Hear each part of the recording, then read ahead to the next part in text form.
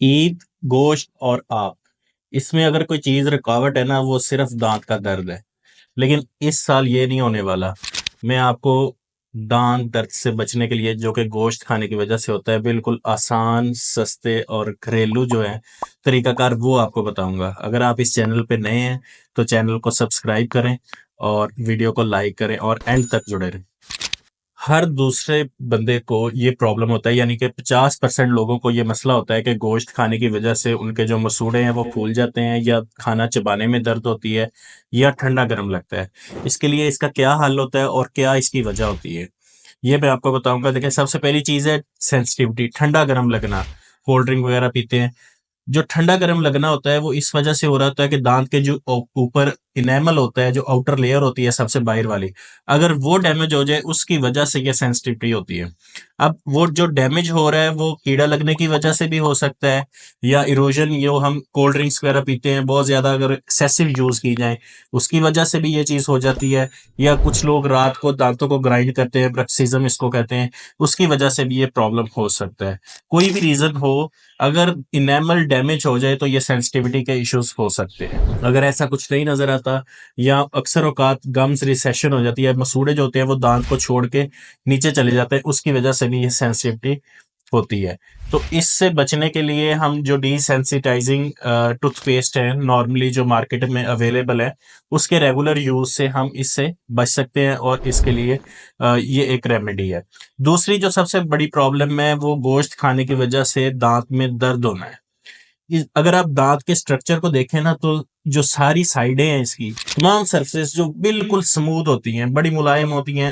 اللہ تعالیٰ نے یہ ایک میکانزم بنایا ہے کہ جب بھی ہم کھانا کھاتے ہیں، کھانا کھانے کے بعد کلی کرتے ہیں، تو وہ سرفیس کے ساتھ جو بھی چیز جمی ہوتی ہے اس پانی کے ساتھ واش آؤٹ ہو جاتی ہے۔ لیکن یہی اگر ایشو بن جائے، کوئی مسوڑوں کی بیماری ہو جائے جس کو ہم پیریوڈونٹل ڈیزیز کہتے ہیں، جو کہ اس وجہ سے ہو رہی ہوتی ہے کہ دانتوں کے اوپر کیلکولس، کریڑا یا تاٹار، کوئی بھی چیز کچھ کہہ لیں آپ، وہ چیز جم رہی ہوتی ہے، وہ دانت کی سرفیس کو کھردرا کر دیتی ہے۔ جب دانت کی سرفیس کھردری ہوگی تو گوشت کے ریشے یا جو بھی کھانے کے ذرات ہوں گے وہ اس میں پھنستے رہیں گے۔ جب اس میں پھنسیں گے، اس کی وجہ سے کیا ہوگا؟ ایک تو کھانا چباتے ہوئے درد ہوگی، اور دوسرا جب وہ کھانے کے ذرات جو ہیں وہ اس میں گلیں گے، سڑیں گے، تو منہ میں بدبو پیدا ہوگی۔ اب بات کرتے ہیں اس کے سولوشن کی۔ ہم نے اس جو ہے معاملے سے بچنا ہے، گوشت کھانے کی وجہ سے جو درد ہو رہی ہے، یا منہ سے خون آ رہا، بدبو آ رہی ہے، مسوڑے پھولے ہوئے ہیں، ان چیزوں سے بچنا ہے تو ہمیں کیا روٹین اپنانی پڑے گی؟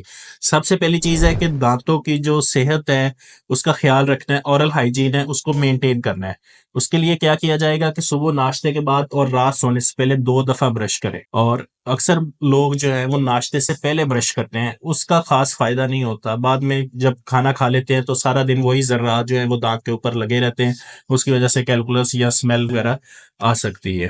تو جب بھی برش کریں صبح ناشتے سے پہلے کریں، اور دوسری دفعہ جو ہے وہ رات کو سونے سے پہلے۔ دوسری چیز ہے کہ ڈینٹل فلاس کا استعمال کریں۔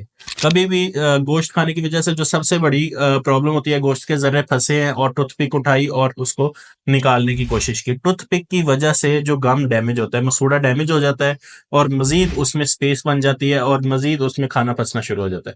تو جب بھی ایسا پرابلم ہو، اول نہ بھی پرابلم ہو، تو بہتر یہ ہے کہ ڈینٹل فلاس کا استعمال کریں۔ ڈینٹل فلاس ایک دھاگا نما، ایک میڈیکیٹڈ دھاگا ہوتا ہے جو ہر 2 دانتوں کے درمیان پھیرنے سے جو مسوڑے کی جگہ ہوتی ہے وہ صاف ہو جاتی ہے۔ اس صورت میں جو دانتوں کی سرفیس ہے وہ صاف رہے گی، اور دوبارہ سے یہ پرابلم بار بار نہیں ہوگا۔ تیسرا جو اس کے لیے ہم حل کر سکتے ہیں وہ یہ ہے کہ نیم گرم پانی میں نمک ڈال کے کلیاں کریں۔ مسوڑے پھولنے کی وجہ یہ ہوتی ہے کہ مسوڑوں میں انفلیمیشن ہوتی ہے، سوجن ہو رہی ہوتی ہے، اور اس کے لیے جو ریمیڈی ہے، جو اس کا حل ہے، وہ سب سے بہترین حل یہ ہے کہ پانی ہلکا سا گرم کریں، اس میں نمک ڈالیں اور اس سے کلیاں کریں۔ تو اس چیز سے انفلیمیشن کم ہوگی، اور جو کریڈا یا کیلکولس جم رہا ہے وہ بھی کم ہو جائے گا۔ اس کے علاوہ اگر آپ کے دانت میں کیڑا لگا ہوا ہے یا بہت زیادہ کیلکولس ہے، اس کے سولوشن کیا ہو سکتا ہے، اس کے لیے میں نے ویڈیو بنائی ہے، تو لنک آپ کو ڈسکرپشن میں مل جائے گا، وہ ضرور دیکھیں۔